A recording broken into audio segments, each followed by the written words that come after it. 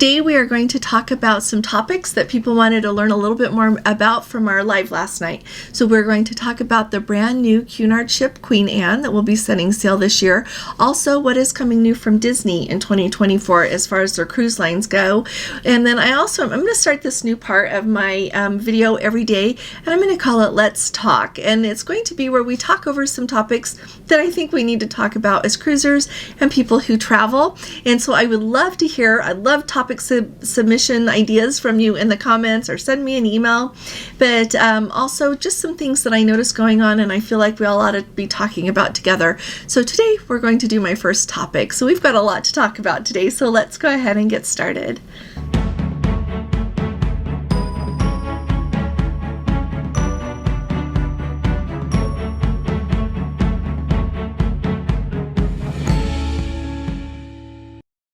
Hi there, this is Allison with Let's Go Travel Tips. Today is Tuesday, it's January 2nd of 2024. It turns out it's a really special day, and if you haven't subscribed to our channel yet, will you please subscribe? We have got grand goals for 2024 and would like to bring you with us, and I think you're going to like to come. Also, if you appreciate my videos, if you would give this video a thumbs up, it helps us more than you might guess, so thank you very much. Now let's start at the top, and I've got one thing that I want to clarify as well from our live last night. Now, our live last night, you all are wonderful. We had lots of people come, ask great questions, give great comments, so if you missed that, go back and listen to it. One thing though that stood out to me is we were talking about the perks of booking a cruise when you're on the ship. And often when you are on board a ship, they will offer extra onboard credit, several other different kinds of perks just depending on what they're offering at the time and the cruise line. And so it is definitely worth going over to the Future Cruise office on whatever cruise ship you are on and taking a look at maybe what cruises they've got on sale, what it is that they are offering for different bookings if you book on board. So I suggest that. Gordon and I always do that, and they always have like pamphlets out usually to kind of entice you and let you know what some of the cruises that maybe you weren't on your radar. And so it's a great place to just go see what's available. Now, ever since I think it was about last summer, I have heard lots of people telling me on Princess that when you get on board, over in the Future Cruise office, they've got a list of voyages that are drastically reduced at a really, better than you can book if you're not on the ship. And so definitely check out that list as well. I mentioned that occasionally I have had people who book on board at some of those amazing rates, and I want to say 2 or 3 times now, they have not been eligible to be refared. To be quite frank, I am not sure that there is a better fare out there, but I just have the habit of always checking that for people and seeing if it's gone down at all. And I've had a few that says it is not eligible to be refared. I've called up Princess about it. Nope, the rate that they got on board, the promo that they got, you cannot refare it. And so why do I tell you this? Just to let you know, I like to make everybody really aware of what's going on. That is very rare. Usually when you book a cruise on board of a cruise ship, you can refer it if a better rate comes along. Okay, just wanted to put that out there just so that everybody understands that if you listen to that live, or if you were there last night, it doesn't mean panic and don't book on board. Not at all. Just be aware that if you get an amazing, I can't believe this is true rate, it might fall in that category, but like I said, I don't think you're going to find a better rate out there anyway. So that. Now let's start with Disney Cruise Line, and then we're going to move to Cunard because I have a lot to tell you about Cunard and some options that maybe you hadn't thought of to do with Cunard. So Disney, really quick, not too long ago, I let you know that with that new Disney Treasure ship that is coming out, they're calling her the Disney Treasure, there are going to be some new things on board that we have not seen on board a Disney ship yet. And they all have their Broadway style shows that they do based on Disney. They are going to have a brand new Moana one that will just be on the Disney Treasure. And so if you have got someone in your family that just loves Moana, the Disney Treasure might be a ship that you need to look at sailing on. Another thing that they have got that is very unique, they've got the Plaza de Coco, which is a restaurant that is going to include some live entertainment and some food that would match what you would expect from the Coco movie that Disney put out. And so that is another venue that is only going to be available on that ship. Now, I want to sail on the Disney Treasure. I'm going to wait until some of my grandchildren are old enough to go, but that makes me really excited. I love the movie Moana and Coco. It's a really special movie to me, just from the little sweet time in my granddaughter's life that I watched that with her quite a few times. And so that is something really fun coming on that Disney Treasure. That Disney Treasure is going to start sailing late in 2024. We don't have the official date on that yet. Also, it was news that Disney decided to have Fort Lauderdale there, Port Everglades, as a home port in 2023. They are going to continue, they are going to offer a whole year program sailing out of Fort Lauderdale. And I love it when cruise lines expand the ports that they sail from. And it really makes it easier for people that live in that region. It makes it easier for people that want to fly in and to certain airports if it works well, whatever. But I just love when there are more options. And so that's going to be an option. Disney is also introducing a whole nother private island. We're used to having just Castaway Cay. Now we're going to have Lighthouse Point, a whole nother private island with Disney. And it's supposed to have all the fun things that we're used to seeing on Castaway Cay.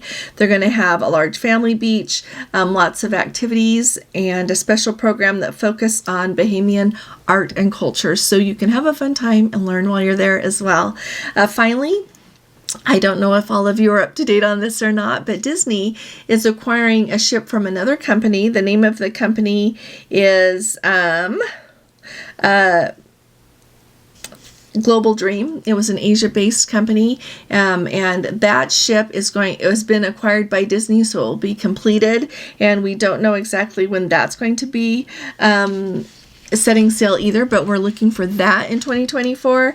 And then the Disney Dream is going to go into dry dock, and they haven't released a lot of details on what they're going to change up, but it will be really fun to see what they add to the Disney Dream. That is in, I think, the third quarter, mid-September, and between mid-September and late October is when that's going to take place after the Disney Dream completes her Europe season for the summertime over there. So lots coming from Disney this year. If you're someone that hasn't tried Disney yet, or you love Disney, you've got a lot to look forward to this year. All right, let's talk about the Queen Anne here, and then we'll move along. So first of all, the Queen Anne is Cunard's brand new ship. She is due to set sail on May 3rd. She's going to embark on her inaugural cruise out of Southampton to Spain, ports there in Spain. And we are all really excited about that. As I was looking at everything to do with the Queen Anne, she really does follow the traditional decor and the traditional sailing that we expect from Cunard. If you are someone who loves to dress for dinner every evening, dinner is an occasion, and you thoroughly enjoy that, Cunard is a really good ship for you, cruise line. They also offer world-class enrichment on board their ships. The dining is supposed to be superb, and they go to amazing places. So you might want to think of Cunard, and I'll give you some ideas on that in just a minute. But with that knowledge that we have the brand new Queen Anne, she really does follow everything we expect from Cunard. But there are a few changes that really stood out to me. So first of all, there are three, as you would kind of think of, main dining rooms on Cunard. They've got the Queen's Grill. That is for everyone who is in the Queen's Suite. And Queen's Grill Suite, sorry. It's a Queen Grill Suite. And if you are booked in one of those suites, they reserve a table for you in the Queen's Grill dining room, and it's yours for the trip. You go whenever you want, like at whatever time you want to go. You don't have to have a reservation. It's open for breakfast, lunch, and dinner, and afternoon tea. And you go sit at that table whenever you're going to be eating. So I think that's lovely. And all of the restaurants on Queen Anne and truly on all of Cunard are known for their white glove service. And the Queen's Grill there is truly called the pinnacle of dining at sea. It's supposed to be the very best of the best. So that is one of your options. Also, they've got the Britannia Club restaurant. And in the Britannia Club restaurant, that is for people who are booked in a Britannia Club balcony on the ship. To me, it's the equivalent of being booked like in a reserve class mini suite on Princess, but you get your own dining room there like we're going to see on the Sun Princess. And so same thing, you can come and eat whenever you want. They don't talk about having the one table reserved for you, but they do regulate it so that you don't have to wait in line when you're ready to eat your breakfast, your lunch, your dinner. You can come and enjoy. And then finally, we have the Britannia restaurant, main dining room there for everyone else. And it is superb too, though. I don't think it is less in any way. It is absolutely beautiful in looking at the photos. And like I said, that same white glove service. And here's one thing I really like about that. So with the others, you're not going to have to wait in line because that's how they set up those restaurants. But with the Britannia restaurant, with so many people eating there, you have a few options on how you can get to your table. So you can either just come to the dining room when it is time to eat. If there is not a table available for you, they'll give you a pager. They'll page you when it's time to come back. Or you can use Cunard's My Voyage app and make yourself a reservation. That's an option. And then finally, maybe one evening you don't know what time to make your reservation for. You're going to do some other things and then just eat when you're done or when you're ready. Well, you can, using the app, you can join a live queue that you put yourself in line, you say, I'm in line now for dining, and then you follow along and you can see how many people are in front of you to be seated. And so you can just kind of keep an eye on it, and then when it's getting close to being your turn, you can go over to the dining room and be seated. I think that's absolutely wonderful. They talk about the menus rotating. They don't have the same thing to eat every evening. And one of the things that really stood out to me is during the daytime in these restaurants, you are welcome to wear casual wear. But after 6 o'clock, the gentlemen are asked to wear a jacket, and of course ladies would wear something appropriate to go with that, except for on gala evenings. And I like how they did the wording for the gala evenings. In the Queen's Grill, they ask you to please wear black tie. So in other words, tuxedo and an evening gown, or equivalent elegant pantsuit, however you do that. But along with that, in the Britannia restaurant, rather than asking for black tie on the gala evenings, they ask that you wear your finest evening wear. And so it's kind of an equivalent, but I did notice the difference in wording. So either way, I think that people that enjoy dressing up will be able to enjoy that, and those that don't enjoy it quite as much, you'll still need to dress up some and look nice to join the rest of the group there. Now, this is one thing that really stood out to me on Cunard, and it seems like all of the cruise lines seem to be moving this way, and I think it's because it's a good way to make money, quite frankly, and there are a lot of people who cruise for the destination. There's a lot of people who cruise for the experience on board the ship, and part of that is dining. And I am one of those people that I sail for the destination and getting to meet people. But I do like good food. I'm not fussy about food at all, and I can tell the difference between good and bad food, but there are some people who are very particular and really like to try different things.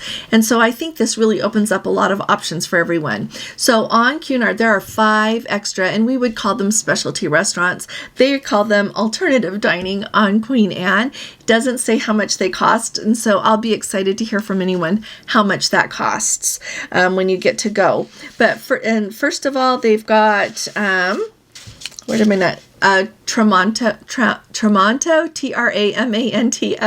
and that is a Mediterranean restaurant, but I love, it says that it also has sprinklings of African and Arabic influences, so that sounds like absolutely delicious cuisine. And I will add that they have the same dress codes and they have the same white glove service that the main dining rooms do. Alrighty, so we've got that one. The next one is Ajiwa, AGI space WA. That is a Japanese restaurant. Japanese food. They've even got a sushi bar there. The next one would be Sir Samuel's, and it says it's a culinary coupling of land and sea. So it's very much known for their steaks, for their seafood, and I love that it says the meat the most succulent steak subtly smoked and served with your choice of knife. And then these also have fruit de mer, so in other words, seafood platters infused with all the flavors of the sea. Irresistible Dover of sole, delicately deboned at your table. And so those are the signature dishes of Sir Samuel. Just so I would think of it as a nice steakhouse kind of thing with the excellent seafood as well. And then they've got the Aranya, if I'm saying that correctly. That's the Indian restaurant on board. I told you about that a few weeks ago in a video. Very much a really special restaurant as they present to you lots of very traditional Indian dishes. And then finally, the Golden Lion, which is what their equivalent is of a British pub. It says, Sunday roast with lashings of gravy, proper pint served straight from the tap. And then it says, if the day calls for classic pub fare, look no further than the Queen Anne's Golden Lion. Really interesting, though. That menu is going to be top-notch because it was designed by a Michelin-starred chef, Michel Roux. And so out of all of the restaurants, what do you want to try the most? I think out of all of the restaurants, the first one that I would try would be the Golden Lion, because that just sounds absolutely wonderful. I love fish and chips. I love pot roast. I like all of the things that you would think of from there. So that's where I would go first. And second, I don't know. I think I really like Indian food, so that would be nice. But the steakhouse sounds good. Gordon loves Japanese food, so we would have to go there. And Mediterranean food is always a good idea. So it sounds like everything here is good. So put in the comments what you would like to try the very most. Alrighty. Okay, now we are going to, oh wait, let me tell you this. In addition to letting you know about the ship, I want to have you think about some things. I mentioned it here every once in a while, but we have a lot of new people here. And I think it bears repeating because I need to remind myself of it. So when you are looking at going to Europe on a cruise, I want you to remember that the Queen Mary 2 regularly goes back and forth between Southampton and New York. And it does not do it every week. And so you have to kind of look at what it is and when she goes and plan around that. But it is an extraordinary way to travel, to go over. Or you can go like on a transatlantic in the springtime when the other cruise lines are moving over, do a couple of cruises or touring, whatever it is you want to do, take the Queen Mary back. Just all of these things to think about. And now that there is even more dining available on board, all of these options, and coupled with the enrichment and just the glory of being on a ship for that many days and experience crossing the Atlantic, I think it would be a fabulous way to travel. So kind of put that in your mind as you're thinking of what you want to do. And if you need help planning that, I would be delighted to help you. I think it's wonderful. Now let's talk for just a minute. Like I said, I have been thinking an awful lot as we have been talking about different things happening on cruise ships. A few things have stood out to me that I think are changing the experience a little bit. Now, in my video a couple of days ago, I asked you if you think that apps are replacing websites. I didn't get a whole lot of conversation about that. So if you missed it, go back and watch it and put a comment down there or just comment here. As more and more of the functionality for the different things that you use while you're on a cruise is available on your phone rather than on a website that you access on your iPad or your laptop in your cabin or before or after your cruise, I think that it is really changing where cell phones are going on cruise ships. The other thing that stands out to me is maybe it's been a month now, Carnival made their big announcement about their goal to have 5G on all of their ships, and they are moving forward with that. Now, when you think of 5G on cruise ships, that opens even wider the possibility that people can be on the phone while they are on board the ship. Now, I use Wi-Fi calling and things like that to be able to talk to people on the phone when I'm on a ship and I want to talk to them. But 99% of the time I am doing that in our cabin. The only time that I haven't is if one of our children call us, because they generally don't call us when we're on a cruise without, saying, are you busy or anything? And so, for example, on our Northern Lights cruise one evening, our son called us and he really needed to talk to us, but I jumped up out of the main dining room and tore out just as quick as I could, and just went around the corner there. No one was there. Talked to him quietly for a minute and went back in. If that was going to be longer than a minute conversation, I would have been walking to our cabin, or I would have said, I need to call you back, because I think it's really important that we don't interrupt each other. Definitely we shouldn't be talking on the phone in the main dining room, and definitely not in the theater, but a lot of times even just in the areas of the ship where you're relaxing. Tell me what you think. Do you think it's appropriate to be talking on the phone? And definitely, what do you think about, last night in our live, somebody said something about people talking on the phone with their phone on speakerphone. And I think that that needs to be another thing that we are really conscientious not to do, because it's easy to do things. Sometimes if we're excited about something, or we're just not thinking, or we're worried about something. So we've really got to think about what we're doing. Another thing that really strikes me, and I want your opinion on this, is cell phones in the dining room. So forever, dining etiquette has been that your cell phone doesn't come out at the table. Now, then we got to the day and age here when people take pictures of their food, and I'm guilty of that. I never did until I wanted to show all of you what our food looked like and put it up on Facebook or in a video. So I really try hard, just take it out, take a picture, put my phone back.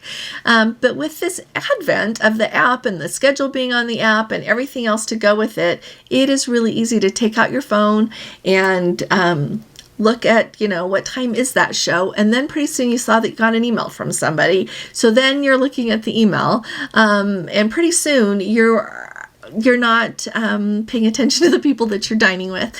And so I think that this is just going to open up a thing here that we're going to have to choose how we're going to manage it and try to remember good etiquette. So I was hoping that you can discuss it with me in the comments, help us think of the best ways to do this. I thought that when I sit down to dinner, I'm really going to try hard to know what time the show is and leave so that I don't have to look, take a quick picture of our food, and not look at my phone otherwise. And the other thing that I think is really important is we can't worry about what everybody else is doing.